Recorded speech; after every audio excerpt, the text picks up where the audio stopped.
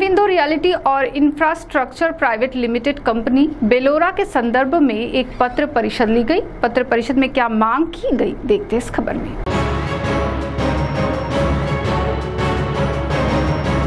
चंद्रपुर जिले के भद्रावती तहसील के मौजा बेलोरा के में अरविंदो रियल्टी और infrastructure private limited company Belora में चल रहे मामले संदर्भ में एक पत्र परिषद ली गई और इस पत्र परिषद में विनोद खोब्रागड़े ने विस्तार पूर्वक जानकारी देते हुए क्या कहा, आप स्वयं सुनिए उन्हीं की जुबानी। नमस्कार, आम्ही बेलोरावासी आज पत्रकार परिषद घेण्याचे कारण की ज्या अर्थी अरविंदो कंपनी ही नियमबाह्य बेकायदेशीररित्या चंद्रपूर जिल्ह्यामध्ये भद्रावती तालुक्यामध्ये बेलोरामध्ये मागील 4 वर्षापासून काम करत आहे। जेव्हा आम्ही यांचे फेरफार तपासले असता एका दिवसामध्ये फेरफार घेतलेले आहे आणि एका दिवसामध्येच पास केले आहे, जे की महाराष्ट्रामध्ये भारतामध्ये असं कुठंच फेरफार एका दिवसात घेतले जात नाही।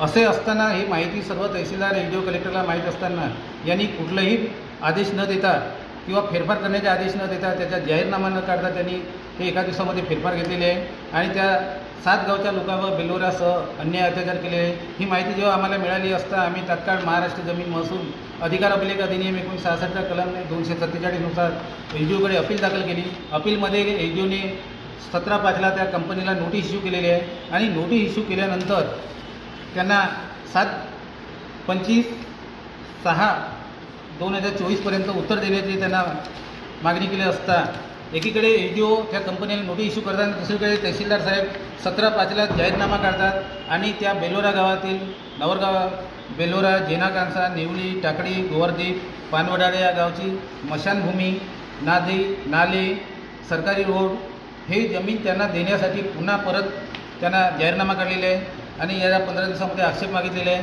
अशा प्रकारे एकीकडे एसडीओ साहेब त्यांना कंपनीला नोटीस देऊन जाब विचारतात आणि दुसरीकडे तहसीलदार साहेब पुन्हा सरकारी जमीन त्यांना देण्यासाठी जाहीरनामा करतात। अशा प्रकारे या प्रकरणामध्ये महसूल अधिकारी, तहसीलदार, एसडीओ कलेक्टर पदाच्या अधिकाराचा गैरवापर करून टोटली अवैध उत्खनन करीत आहे। जवळपास 128 हेक्टरमध्ये ती कंपनी अरविंदो हैदराबादची आहे, ही अवैध काम करत आहे। आता काही दिवसापूर्वी जे इलेक्ट्रिक बॉन्ड झाले त्याच्यामध्ये करोडो रुपये यांनी पार्टीच्या लोकांना दिल्यामुळे इथले पार्टीचे एकही लोक आमदार, खासदार, मंत्री या विषयावर बोलत नाही आहे। तहसीलदार साहेब बोलत नाही, एसडीओ साहेब बोलत नाही, कलेक्टर साहेब बोलत नाही आहे आणि एकीकडे त्यांना नोटीस देताना दुसरीकडे त्यांना जाहीरनामा काढून फसवणूक करीत आहेत। 13 दिवस झाले जाहीरनामा काढायला, पण अजूनपर्यंत तो गावामध्ये प्रसिद्ध केली नाही।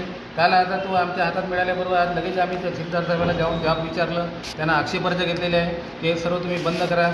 जोपर्यंत त्या बेलोरा गावातील आधी पुनर्स्थापना होत नाही तोपर्यंत त्या कंपनीला काम करू देऊ नका। तिथल्या गावातले आधी जे 30 लाख रुपये प्रमाणे त्यांना मोबदला द्या प्रति एकर, त्याच्यानंतर तिथले जे लोक आहेत त्यांना कायम स्वरूपाची नोकरी द्या आणि बेलोरा गावाचे पुनर्वसन करा, पुनर्स्थापन करा, त्यानंतरच काम करा, असे आम्ही मागील अनेक दिवसांपासून मागणी केली असतानासुद्धा यामध्ये महसूल प्रशासन टोटली दुर्लक्ष करत आहे। कारण यांनासुद्धा हप्ते भेटत आहेत। आमचे काही रिटायर अधिकारी आहेत, तहसीलदार आहेत, तलाठी आहे, मंडळ अधिकारी आहेत, नायब तहसीलदार आहे, हे रिटायर झाल्यानंतर त्या कंपनीमध्ये काम करत आहेत। यांच्याहीसुद्धा पेन्शन बंद करावी अशी आम्ही मीडियाच्या माध्यमातून मागणी करतो।